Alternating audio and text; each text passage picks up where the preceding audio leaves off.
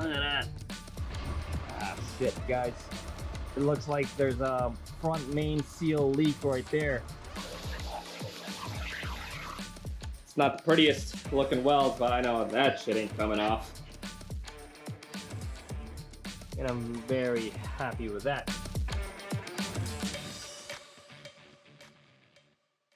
If you are a home mechanic and have an older Toyota, you should definitely watch this whole video. I go into a series of steps in order to get the maintenance up to speed, as well as start the rust abatement and protection for these older trucks. Now, for those of you guys who are new to this channel, my name is Carl, and this channel is usually dedicated to all things mods, DIY, and engineering for the Tacomas. But today we're taking a little bit of a step back and we're going to be working on the 80 series landcruiser. This has been the project I've been working on for the past few months, and I figured I'd share some of my current work progress on the truck with you guys. So that work includes sealing the leaky motor, gusseting the knuckle balls, and starting the rust abatement and protection for the frame of this truck. You'll see that I do run into many issues, but that's all part of the challenge of becoming better at what I do. So with that, let's get to the landcruiser.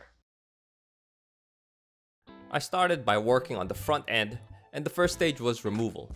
I tore down the knuckle components, the axles, and the front diff. I also did damage the housing on this ABS sensor. So after some research, I will be doing an ABS sensor delete. The issue with these electronics for 90s trucks, they're freaking expensive, guys. That sensor, they don't sell it individually. I actually had to buy the whole front ABS sensor kit. That whole kit costs almost $1,000, honestly. So I don't want to spend $1,000 on some sensors. This truck is going to be more for four-wheeling anyway, so I'm not really too worried about that. Then I went ahead and removed the front suspension components, which allowed me to finally remove that front axle housing. Oh, fuck yeah!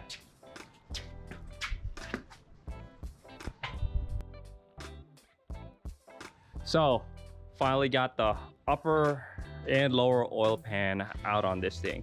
That thing was a big freaking pain in the dick. So, I'll show you essentially what happened in terms of setting up that work. So, there's the upper oil pan there, but here is the lower oil pan. That was the easy part. So, when it came to removing that upper oil pan, I'll show you everything else that went into play. Had to take the air cleaner out and the piping that connected the air cleaner to the intake. I also had to undo the nut on the passenger side motor mount in order to lift this whole thing up. It's about an inch. That's all I needed was an inch in order to finagle that oil pan from underneath. So you can see that one cross beam up in the front that's welded to the frame basically got in the way with that upper oil pan. Afterwards, I reinstalled those upper and lower oil pans with new seals. I just finished putting the engine back together on the landcruiser. Airbox and everything else has been reassembled. I also filled her properly with oil, changed the oil filter, and now it's moment of truth. Plug the battery back in. We'll start her up and see to make sure that the sealing job that I did on that lower and upper oil pan is good. So fingers crossed. Motor is definitely purring, especially with that new oil change. Anyways, just went around, no leaks. Good news. It's been about 10 minutes of idling, so probably let it idle for another 10 minutes. Ah, shit, guys. It looks like there's a front main seal leak right there. Starting to drip down. Fucking leaky as fuck. So, one leak fixed, another leak discovered. Because that is the life of an old truck owner. I got most of this area in front of the motor cleared out. Got the fan, the shroud, and all the accessory belts and pulleys out of the way. Now I do have this breaker bar attached to that 30 mil, which is attached to the crank, which is also strapped down to the frame. I did put this battery back on here because what I'm gonna do is what I did on the Tacoma, which is basically bump the starter so I don't have to try to muscle that friggin' crank bolt, guys. So we'll keep this hood closed, so just in case anything starts flying, at least it's contained within the truck. But this should be pretty straightforward. So here goes nothing.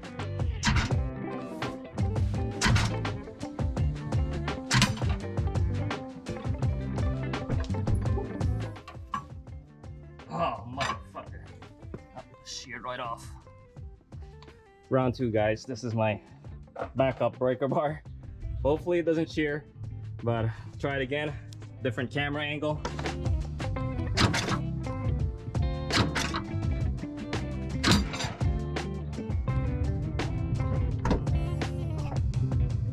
Ah, fucker. Sheared that one too. Look at that.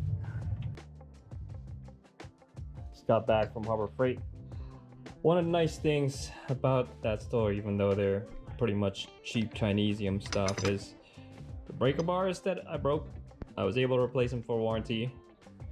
So no cost to that. And I got this 3/4 drive with 3/4 drive socket. So fingers crossed, this stuff will hopefully help remove that crank bolt. And I'm not gonna mess around this time. I'm also going to be torching that bad boy. Really loosen that thing up.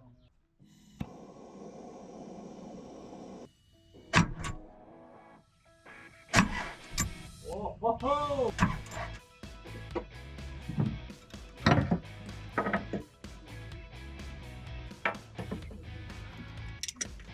There it is, guys. Fucking got that shit out of there.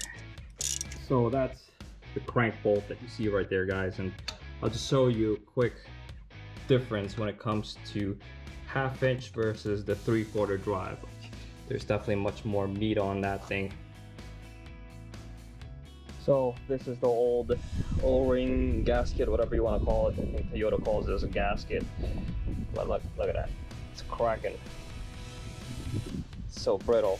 So this was definitely one of the major sources for the oil leaks.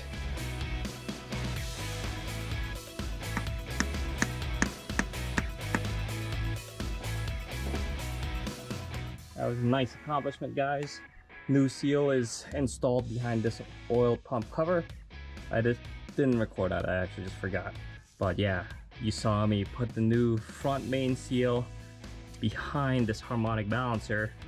I just had to reassemble everything in front here. As I was starting to put the engine back together, I realized that I have so much room. So instead of putting the shroud back together, I partially just rehooked the hoses back together. I just put this pulley back on. There's actually a fan that attaches to this, but I put that back on. And the reason being is, without the shroud and without the battery tray there's so much room. So that would be great for at least the ease of cleaning up this engine bay.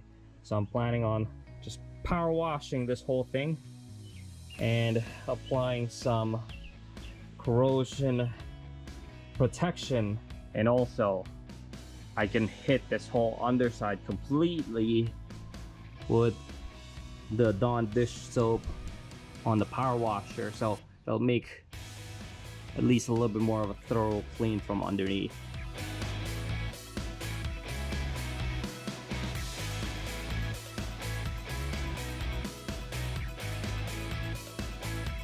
And then I'll spray all those rusty areas with this stuff. This is Rust Cutter, and Project Farm has already done a thorough analysis on those rust converters, and this is probably the best one. So hit all these areas, hit all those frame parts, and even this surface of the airbox here. Just basically hit all the brown rusty parts and convert those oxides to phosphates, prevent them from spreading. And then I'll be using RP 342 This is the before shots, airbox, frame area. Here's a quick before shot of the undercarriage as well. Even this battery portion of the wheel well. Just a safety warning for you guys who are going to use this stuff. Apply it when there's no wind, and make sure you wear some type of face protection, because this is some really nasty acid. You don't want it getting into your eyeballs or into your lungs.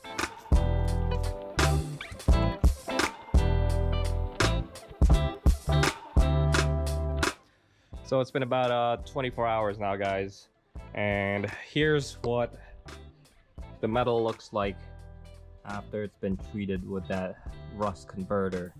So I have noticed that it would definitely stain your driveway if you have concrete, and it also stains white on any dirt that's left over on the metal. So I did power wash this as much as possible, and you can see like the rust that was there is no longer that brown rust, and it's converted to that black grayish phosphate.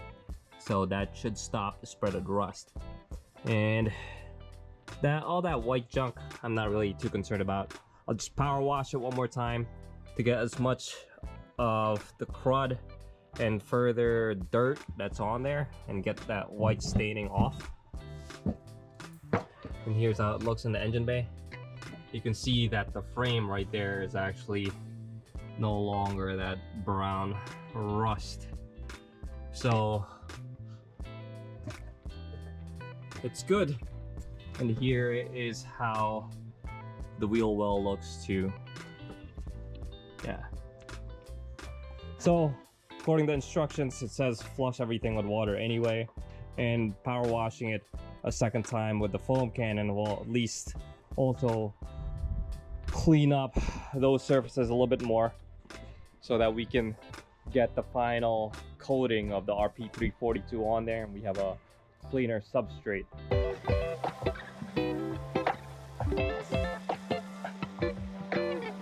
So there she is, covered in the suds.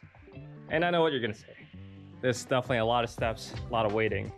But tell you what though, having the chemicals do the work for you, and having the power washer and the soap suds basically save you the effort as well. Like, I don't mind waiting. This is a long-term project, and this definitely saves the effort of elbow grease and having to sand and wire wheel everything. Especially with these old trucks, there's gonna be a lot of wire wheeling, a lot of sanding. So for this coating job, I am using RP342 in these quart containers, and this one has the product to coat the frame, and this other one is actually diesel. Diesel works as a cleaner. I'm not spraying diesel on the truck. I'm only spraying out diesel out of the guns. So after I use this and I'm done completely coating the truck, I'll spray diesel through the system so I don't have any of the product clogging up my gun here. This gun is the Kel Sports product for coating basically you're spraying out undercoat onto trucks. I'll link these down below. And I've already had a lot of experience with RP342 that I know it's a friggin' mess to deal with. So I got a paint suit. This is one of those basically a hazard suit, and I'm going to be using my new paint mask. This covers my whole face, and this will be, I don't want to say an easy day, but it's going to be a little bit of an easier cleanup. So these things are only 13 bucks, and I'm planning on reusing this over and over until it starts tearing apart completely. So let's get to that. One thing I did forget to mention is that the spray gun does come with two different extension wands. This first one is, obviously if the tip needs to go a little further than it can be reached with the gun, you can use this wand to get those hard to reach areas. This one's good for inside box tubes and stuff. It doesn't shoot from the front, but it shoots from the sides instead. I'm going to be switching between basically all three nozzles when I'm doing this work.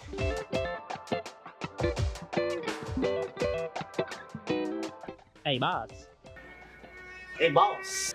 So this is why you use a paint suit. See all that product. It's very tough to take off the skin. So here's a little bit of the after shot. This is just one light coat so far. And yeah, we can definitely see that the back side of this still requires some coating, but yeah, that's what the finish will look like. I mean, I'm only doing light applications in the meantime, and I'm gonna take a break every like 5-10 minutes because it's really hot in the paint suit. It's looking real good so far, guys. And I just want to point out, RP342 is not a paint. It's a cosmoline. It's basically a type of metal preservative that's like a wax base. So it goes on almost like a paint, but dries like a wax. So that's the coating. You can see there's still a little bit that got stuck on my finger, but once it's completely dry, it takes about an hour or so. It basically almost hardens like a wax, like a candle wax onto a surface. So that's why I like this so far the most, because things like fluid film doesn't dry like a wax. It stays on there like grease basically. And I will still use the fluid film during the winters because it's hard to get the RP342 in certain areas, you know, and fluid film works best, I think, in colder climates. So the plan every year would be to spot check the trucks for surface rust convert, apply 342, and before the winter, apply fluid film. I think I'm pretty much done for the day, and I'm very happy with that. But as you notice, overspray everywhere. This is not a very clean job if you are going to do this. No matter what, as much prep as you make, that nozzle, that gun, and just the product itself, it just sprays everywhere. This stuff is very tough. I'm gonna show you. I mean, I could rub that with the glove, that's not gonna come off. But if you have a rag soaked in diesel fuel, you can get that to come off pretty easily. So I'm really not worried about this getting onto the paint, because you could just take it out. Since I do have a plasma cutter, I went ahead and designed and fabricated a hold down for that harmonic balancer. I'll be selling these at the store, so make sure you check it out. This is what the specialty tool looks like. Let's put it on the truck.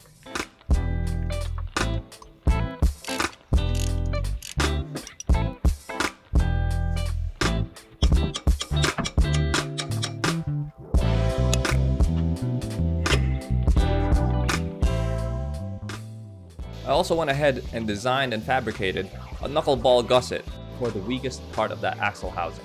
And I'll talk about that a little bit more later in this video. So this is what the gussets look like. I did split them here, so it allows me to at least notch these by using my cutting disc. Just thin out those sections there in order for me to bend it by hand. Should be thinned out to probably about a 1/16 of an inch. Well, with that, it will aid with basically holding it in place as I tack it onto the axle housing. There we go. That's it. So I don't want to keep bending it back and forth too much, but you see the idea. This is one side of the axle housing. Cleaned it up real nice using the strip disc on my angle grinder. I'll link this down in the description below. It's great because it removes all like rust, paint, and all that surface stuff without stripping too many layers of the metal itself. So that is what I use, along with this this die grinder here with a 60 grit sander for the hard to reach areas. And I did the same thing, at least for the gusset itself. and I'm very happy with that fit up. Look at that, it's like a glove. Anyways, like when it comes to welding, I'm an amateur welder. Don't take too much advice from me, but primary thing is to have the substrates as clean as possible down to that shiny metal that you see. All right, driver's side done. It's not the prettiest looking welds, but I know that shit ain't coming off. So I was a lot more careful with welding this. I was preheating the metal as I went, and I was spreading the runs so I'm not overheating and warping this thing. I did clean up this axle housing with a wire brush, and I hit it with rust converter and covered it with cosmoline. So as you can see, it's very much nice and clean, mostly rust free. That's why I like cosmoline. I reinstalled that front axle housing. Further update, I do have the one knuckle fully assembled, and I do have to further clean up this radius arm and also apply that RP342, but it's definitely looking good. And on another note, up top, I removed the ABS system, and it's sitting right here on the ground. I did start this side a couple days ago, and I used some saran wrap to just keep the dust and dirt out of this knuckle here. But as you can see, the CV goes in there, and this whole interior of the ball needs to be filled in with grease. And once I have the brake and the wheel bearing assembly on there, I'm gonna do another power wash to clean up the back of that front diff there, so that also needs to be treated and coated. Making a little bit of progress, and it's definitely looking so good so far. I could have re-geared, I could have done more work, especially with this axle housing. I could have done the upper truss, the front armor, and all the shebang, but all this extra work requires much more time, and I want to get back to the Tacoma, so I'm gonna re-gear once I'm basically done with these 33s. These 33s still have a lot of life on them, so it's about time and money, guys. I don't have a lot of time, I don't have a lot of money, so in order to make more, I gotta get back to the Tacoma. Now let's get the seals on this knuckle back on. So here's a better look at those knuckle gussets there. Well, once the tires get bigger, that neck gets a lot of stress, and that ball neck ends up getting twisted up. So that's why I put that gusset on there. The wheel bearings, new seals, new rotors, and now I gotta put the tie rod here, as well as reinstall these brake calipers that have been hanging out right next to these jack stands. I did order new brake lines, so don't worry guys, those are cheap. And after everything's all buttoned up here, I do have to design a new plug for this, so I just used some saran wrap to plug that temporarily. This is the plug that I designed for those knuckles to replace where those ABS sensors were. Like a glove. So there's the mostly assembled front diff, front suspension. That looks definitely much better than before, guys, and I'm very happy about this. She's back, mostly assembled. I still have jack stands on the body. I just needed to torque these wheels down the proper torque specs, but I didn't realize how crazy the approach angle is on this truck. I mean, look at that. It's almost completely with the front frame, so I'm definitely very psyched to try to wheel this thing soon. But yeah, you can see it's still on the jack stands there, and like the droop, it's not even a full droop, but like, just take a look at that. It's just insane. So that wraps up the work on the landcruiser today, guys. As you can see, we were able to achieve the motor being sealed, the knuckles being gusseted, and the frame, at least that front end, partially protected from rust. Now when it comes to working on these old trucks, you'll see that there will be 2 steps forward and a step back. But that's all part of putting the puzzle together with getting the landcruiser back onto the road. So I will be linking all the videos that I used to achieve the maintenance, as well as all the parts that I used, in the description below. So make sure you check those out. So I hope you found this video useful, and make sure you smash that like and subscribe button while you're at it. Until next time, peace out everybody.